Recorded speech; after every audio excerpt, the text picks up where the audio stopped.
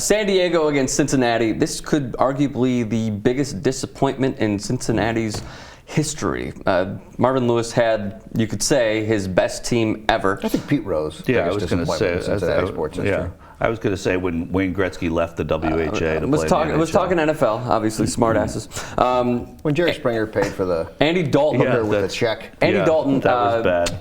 Threw his first career playoff touchdown pass in the first half. He looked good in the first half, and then the wheels just fell off in the second half. Giovanni Bernard had a fumble inside the 10. That was in the first half. That was in the first half, excuse me. But then 3 Dalton turnovers, one of them diving forward. Robert Griffin last year in the playoffs, same play. True, diving very true. forward, and you just lose the ball on the ground. But then the two passes that he threw that were interceptions, awful passes. Yeah, awful reads. Dalton, he had another terrible game against Miami on a Thursday night game this season, and I wonder if there's some sort of willies that he gets on a national game. We need to use that more often. The willies? Willies. Yeah. If he gets the willies on a national game in a certain way, as other quarterbacks, not many, but there have always been quarterbacks who they say, oh, he can't play in front of the big audience. But the NFL, though, is always under the lights. So it's so hard to play quarterback well, and I mean, he threw for 334 yards. We've seen games where clearly this guy is a starting caliber quarterback. Absolutely. You can win with. And he had a good year this year in the regular season. We're talking about the guys who, like Nick Foles, didn't throw any picks because he takes. One reason is because he takes too many sacks. And there's at some point Foles has to get rid of the ball, throw it out of bounds. And now what you'd say to Dalton is, take a couple of sacks. Right. I got it. It's okay. You want to be able to throw the ball away, but if you can't throw it away, lose 8 yards. Yeah. Because those turnovers, all 4 of their turnovers, sometimes turnovers don't matter. You throw a pick deep, they get the ball at the 22, they punt it back, and you realize that turnover, all 4 of those turnovers were crushing. Yeah, all 4. It also may come from TCU. It may come from playing in that conference where they're just throwing the ball all the time in those conferences. Right, throwing the ball all the time. They're not taking sacks at TCU. Yeah, they don't take sacks at TCU, and the defenders aren't that good. Yeah. But you've got to grow. Of course, I'm saying that's probably where. And they also couldn't get the ball to. They couldn't get the ball to AJ Green. No, consistency. That was going to be my next point. Marvin Jones had 8 catches for well over 100. Well, and that happens in the playoffs sometimes, where the other receiver comes up and. Yeah, the Saints couldn't get the ball to Jimmy Graham. Yeah, or Marcus Colston. But Colston isn't AJ Green. But yeah. No. 3 playoff games for Andy Dalton, 1 touchdown pass, 7 turnovers. This from the Cincinnati Enquirer.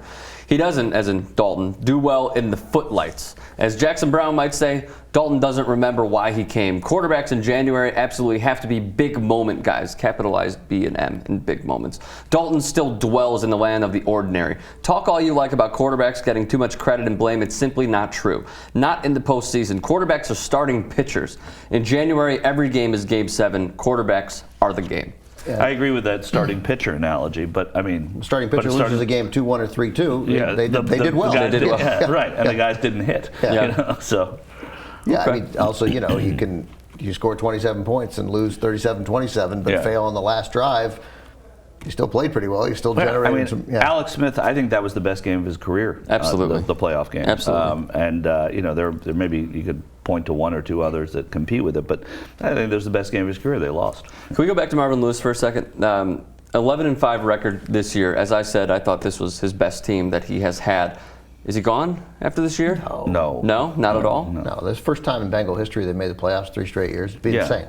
Be insane to get rid of him. And plus you have Mike Brown has got some faults as an owner. They seem the Carson Palmer trade was not. Maybe they're not somehow worked maybe that they're out. not as significant because one of the things people talked about the Bengals this year was depth, and that was one of the areas where they just didn't even make an effort. So as soon as the Bengals had injuries, every year they might start 4-2, but then they get guys hurt and then they go 1-6. And then. And he's maybe it's one of those franchises that realize. I mean, there's schools of thought in ownership and general managerial school that they stay with a coach. They do the Steelers model, and they don't. I don't think I think they're content to be this. Yeah, like they're relevant. That matters. Yeah, people write about them. They matter to Cincinnati, and they win 8, 9, 10, or when things go well, 11. If things go exceptionally well, if Dalton stops making mistakes, maybe they win 12. But they're going to lose two good coaches, I would imagine. I think Mike Zimmer and Jay Gruden at the very least. Jay Gruden is on a finalist now for 4 jobs. Really? Yeah, a finalist in Washington, a finalist in Minnesota, a finalist in Detroit, and maybe Tennessee. But Ken Whisenhunt is probably going to get Detroit, it sounds like. Yeah, except the Titans really want him too. Yeah. Oh, the Titans do. Mm-hmm. Well, anyway, it'll be nice to get Gruden out of the booth because it's gotten annoying. Right, totally, yeah. It's been 23 years now, by the way, since the Bengals have won a playoff game. Next, San Diego. We haven't even talked about San Diego.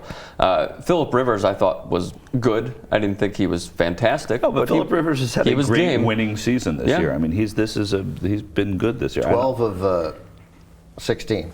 Every completion that he makes that he has to rush. I mean, he is the slowest quarterback I've ever seen. He is slower than Dan Marino. Unbelievable. And so, and Marino at least had that lightning quick release. Rivers doesn't have that. So how does he throw the ball? Does it like me with my left hand, like a girl, like my daughter. Phillip Rivers throws like a girl. A little bit, really. So I'm just amazed every time, like when the rush comes, you're like, oh, he's done. Yeah. And then he has a super awkward throw, and it's always low.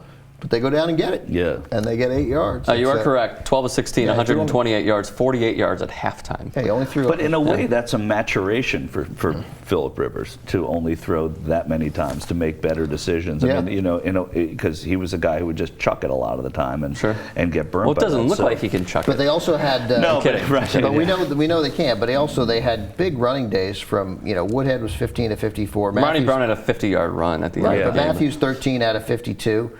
13 for 50. 13 for 50. 13 at 52, that wouldn't be that great. Yeah. Sounds like Rex Grossman numbers. And then Ronnie Brown, again, the 8 for 77. Right, but you can't dismiss the 58-yard run. It was a 58-yard run that won the game. Yeah. It sealed it. But partly because they kept pounding it, and then they broke it. So it worked. They ran the ball. They have 3 competent running backs. What was interesting was that Ryan Matthews seemed to run the ball well, and now they're saying he wasn't hurt. They just went with Woodhead and Brown down the stretch. But the Charger defense, I think is not talked about enough. I agree. I think, you talk about these assistants. John Pagano should be one of these people that's talked about. Called a great game.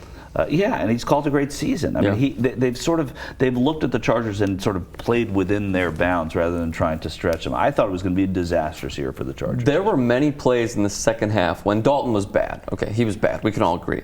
But the plays that John Pagano called up, bringing guys on the edge, blitzing 5 guys at times, Dalton couldn't handle the pressure. So out of anything, they went to Dalton's weaknesses, played it up every time, and that forced a few interceptions as well. Yeah, I never know how to analyze that stuff because, like, when blitzes work, they're awesome. When they don't work, they're terrible. Yeah.